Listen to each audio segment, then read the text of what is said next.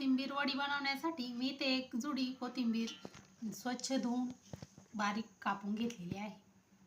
कोथिंबीर वडीसाठी लागणारे साहित्य मी ते भाजलेले शेंगदाणे घेतलेले आहेत। 3 ते 4 हिरव्या मिरच्या घेतलेल्या आहेत आणि 20 ते 25 लसणाच्या पाकळ्या घेतलेल्या आहेत। अशा प्रकारे मी बारीक करून घेतलेला आहे। शेंगदाण्याचं कूट मी याच्यात मिक्स केलेला आहे। लसूण, मिरच्या, तर यात आपण टाकूयात बेसन।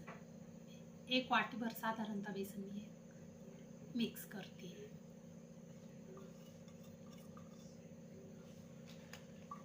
आता आपण टाकूया तांदळाचे पीठ,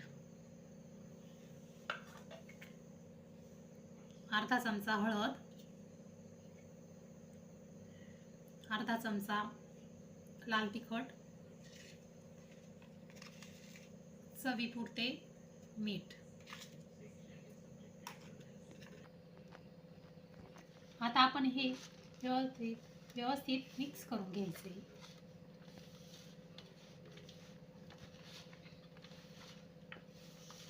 आणि जेवढे पाणी लागेल तेवढ्यातच हे आपण मळून घ्यायचे।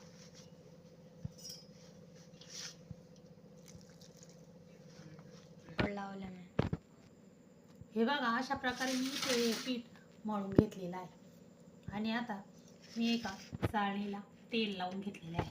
त्यात आपल्याला हे पीठ थापायचे।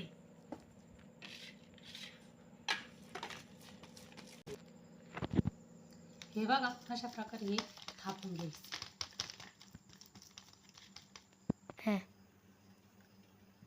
अशा प्रकारे हे आपल्याला उकडायला ठेवायचे।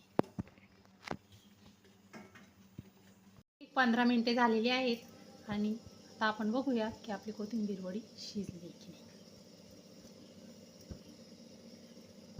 अजून हे पीठ चमच्याला चिकटतंय, म्हणजे आपली वडी अजून व्यवस्थित वाफाळलेली नाही। 10 मिनिटे आपण हिला अशीच वाफवून देणार आहोत। हे बघा, आपली कोथिंबीर वडी आता पूर्णपणे शिजलेली आहे। ही हाताला चिटकत नाही, म्हणजे शिजलेली आहे। आता इथे मी गॅस बंद करते।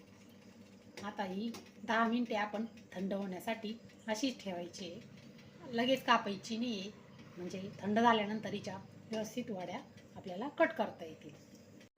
आपलं तेल आता पूर्ण तापलेलं आहे। त्यात आपण आता आपल्या वड्या तळून घेणार आहोत।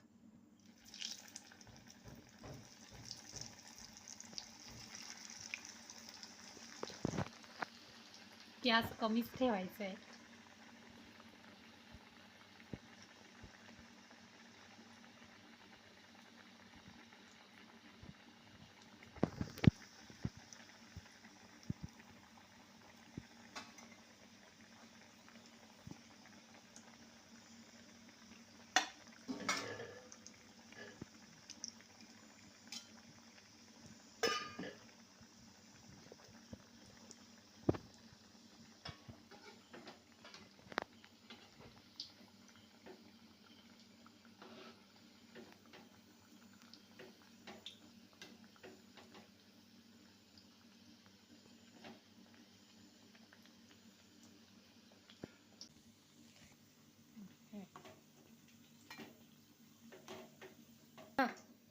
अशा प्रकारे आपल्या वड्या तळून झालेल्या आहेत।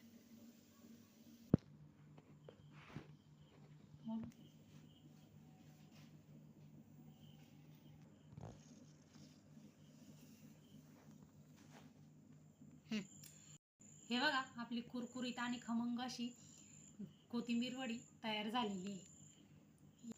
हे बघा, आपली कुरकुरीत आणि खमंग अशी कोथिंबीर वडी बनवून झालेली आहे। आपण याला सॉसबरोबर खाऊ शकता।